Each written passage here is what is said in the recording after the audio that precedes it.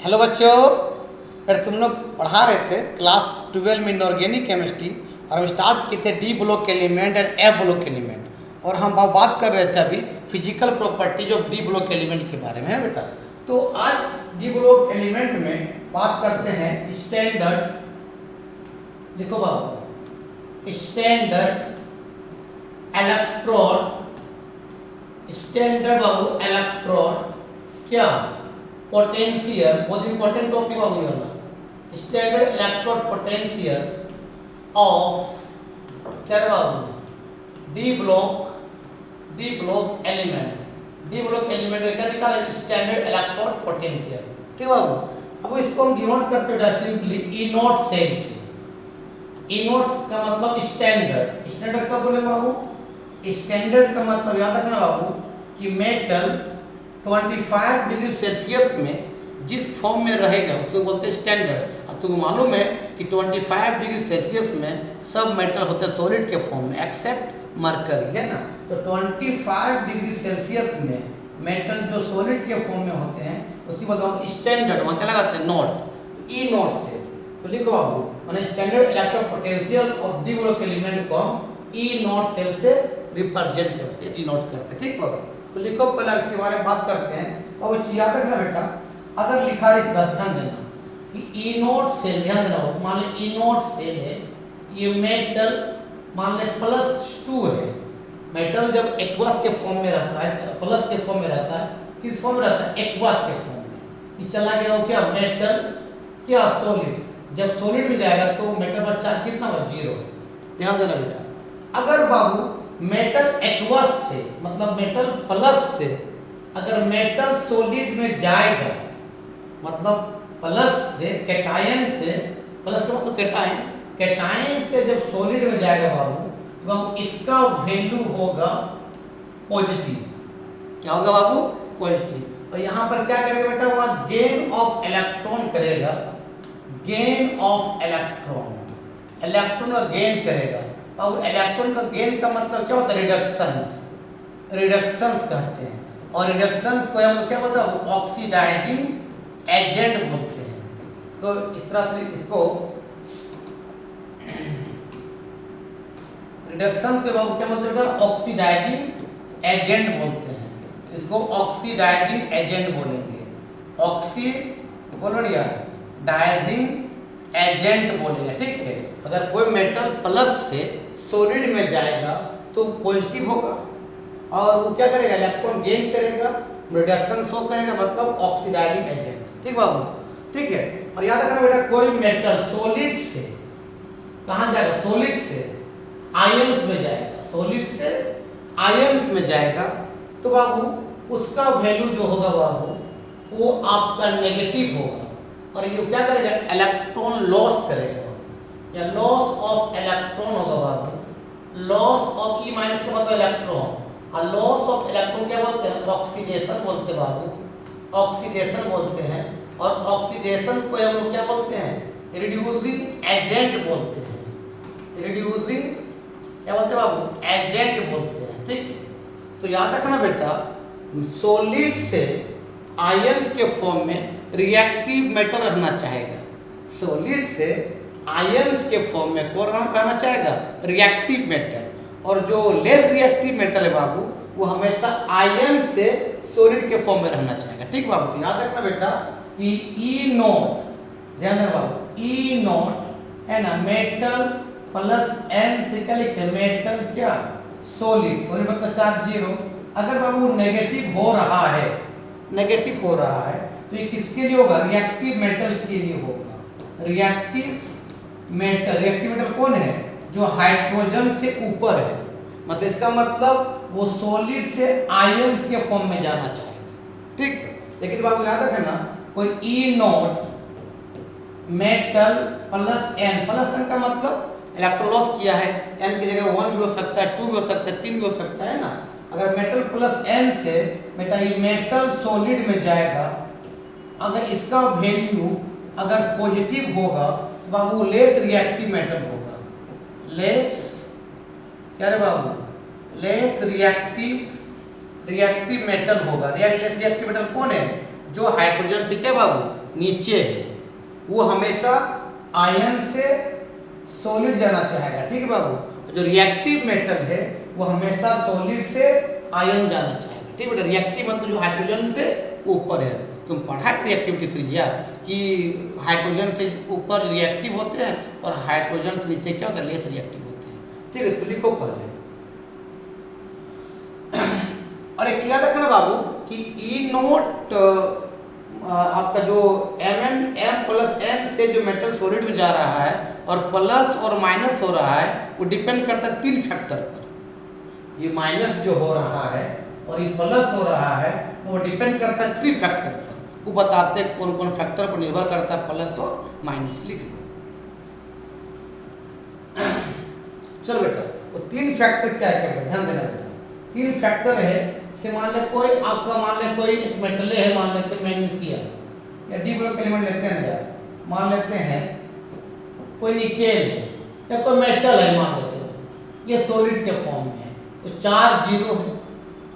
तो सबसे पहले सॉलिड में है मेटल, तो सॉलिड से बाबू उसको गैस बनाते हैं। तो सॉलिड से गैस बनाने में जो एनर्जी लगता है, अगर कोई मेटल सॉलिड के फॉर्म में होता है उसका 4 जीरो होता है, तो सॉलिड से गैस बनाने में जो एनर्जी लगता है उसको बोलते हैं एंथैल्पी ऑफ एटमाइजेशन या सब्लिमेशन बोलते हैं। तो एटमाइजेशन हीट देंगे मेटल को तब वो सॉलिड से क्या बनेगा, गैस बनेगा। तो उसमें एंथैल्पी ऑफ एटमाइजेशन किस फॉर्म होगा, पॉजिटिव होगा। हम देंगे तब वो सॉलिड से गैस बनेगा। मान लो बाबू इस मेटल को सॉलिड से हमने गैस बना दिया है, ये मेटल गैस बना दिया है, अभी भी 4 जीरो है, ठीक है, गैस बना दिया। तो इसमें जो एनर्जी लगा उसको बोलते हैं बाबू एंथैल्पी ऑफ एटमाइजेशन H। ये किसमें बताओ, प्लस। प्लस क्यों हुआ, हमने दिया तब सॉलिड से गैस बना। या एंथैल्पी एटमाइजेशन बोलो या सब्लिमेशंस बोलो, ठीक है ना। एटमाइजेशन का मतलब होता है बाबू, तुमने क्लास 11 पढ़ा होगा कि सॉलिड को भी मेटल को सॉलिड से गैस में जाने में जो एनर्जी लगता है उसे बोलते हैं एटमाइजेशन, उसी बोलते हैं एंथैल्पी ऑफ एटमाइजेशन या एंथैल्पी ऑफ सब्लिमेशन बोलते हैं, ठीक बाबू। जब ये गैस बन जाएगा बाबू तो गैस से इलेक्ट्रॉन, मान लें इस गैस से एक इलेक्ट्रॉन बाहर निकालेंगे, तो कोई भी गैसियस एटम से इलेक्ट्रॉन को बाहर निकालने में जो एनर्जी लगता है उसको बोलते हैं आयोनाइजेशन पोटेंशियल या आयोनाइजेशन एंथैल्पी बोलते हैं। आयोनाइजेशन पोटेंशियल बोलो या आयोनाइजेशन एंथैल्पी। कोई भी गैसियस एटम से इलेक्ट्रॉन को बाहर निकालने में जो एनर्जी लगता है क्या बोलते हैं, आयोनाइजेशन पोटेंशियल या आयोनाइजेशन एंथैल्पी। हम हीट दे रहे तब बाहर निकल रहा है, ये भी किस में होगा, पॉजिटिव में होगा। मानो एक इलेक्ट्रॉन निकाल दिए और ये मेटल प्लस मान 2 निकाल दिए तो +2 हो गया, अभी गैस के फॉर्म में है, तो इसको बोलेगा बाबू क्या, आयोनाइजेशन क्या बोलेंगे, पोटेंशियल बोलेंगे। और ये भी किस में होगा, प्लस। प्लस में क्यों होगा, हमने एनर्जी दिया तब वो मेटल के 2 इलेक्ट्रॉन को बाहर निकला। अब बेटा ये आयंस के फॉर्म में, किस फॉर्म में, गैस के फॉर्म में। अब इसको क्या करते हैं, इसको पानी डालते हैं, वाटर डालते हैं, वाटर। तो वो भी आयंस को अगर वाटर में डालेंगे ना बाबू तो वाटर के साथ बॉन्ड बनाएगा, और वाटर के साथ जब बॉन्ड बनाएगा ना तो एनर्जी क्या करेगा, लॉस करेगा। और इतना ज़्यादा एनर्जी लॉस होगा उतना स्टेबिलिटी बढ़ता है बेटा, ठीक है।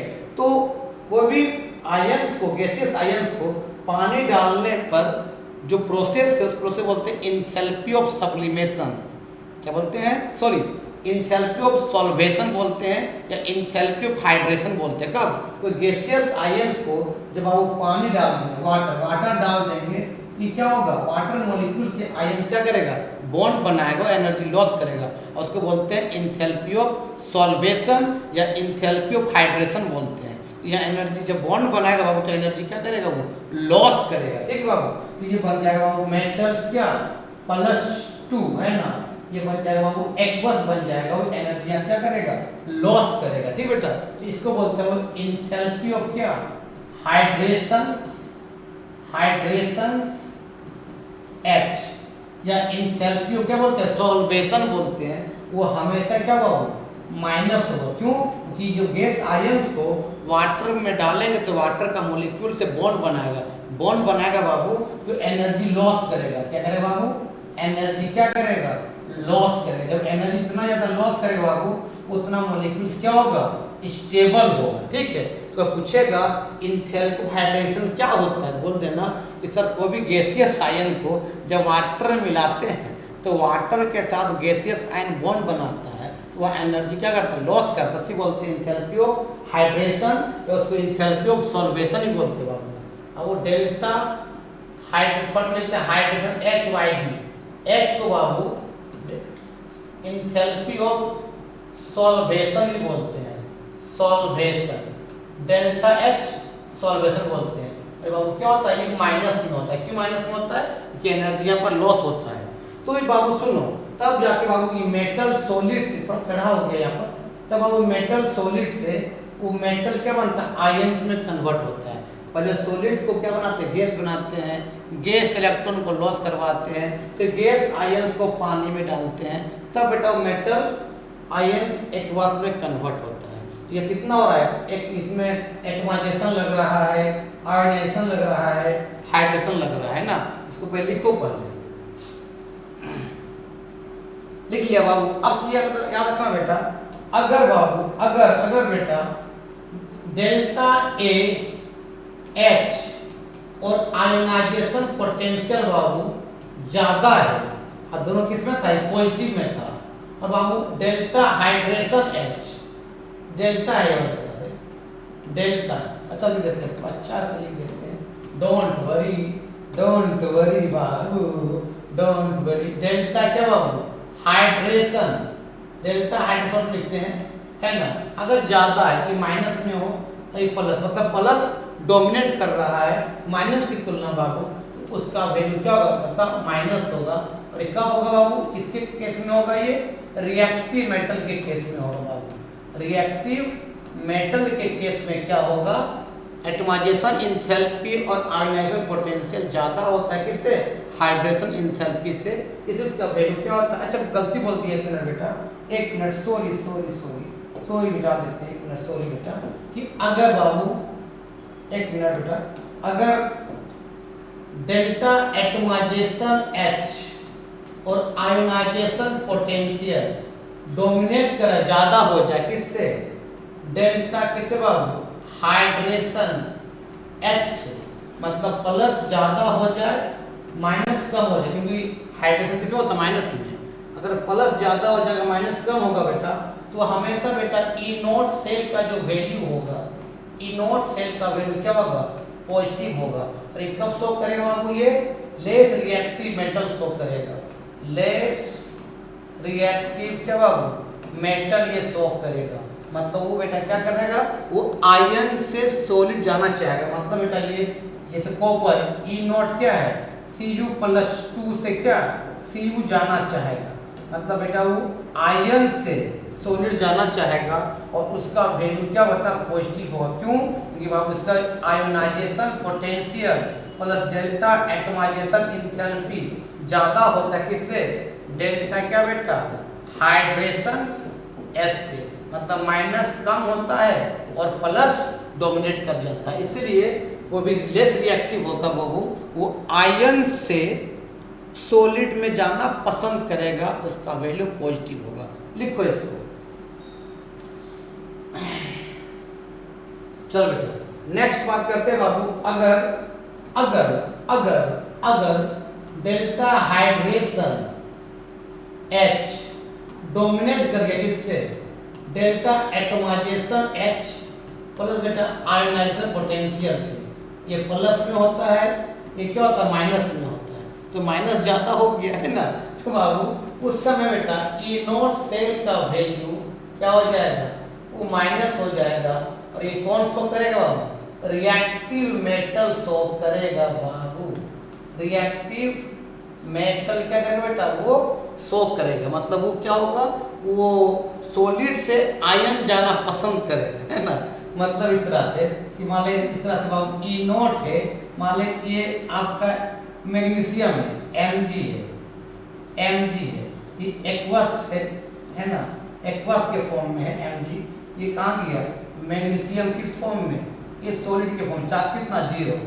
तो बाबू ये मैग्नीशियम जो है रिएक्टिव मेटल है, ये मैग्नीशियम सॉलिड से वो आयंस में रहना पसंद करेगा।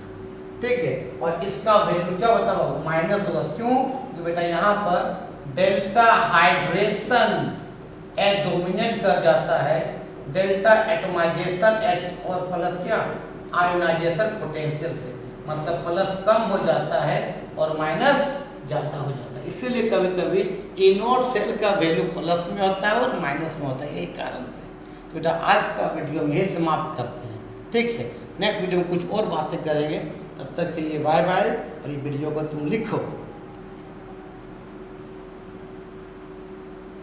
मैंने इसको लिख लो, है ना, ठीक है। तब तक के लिए बाय बाय।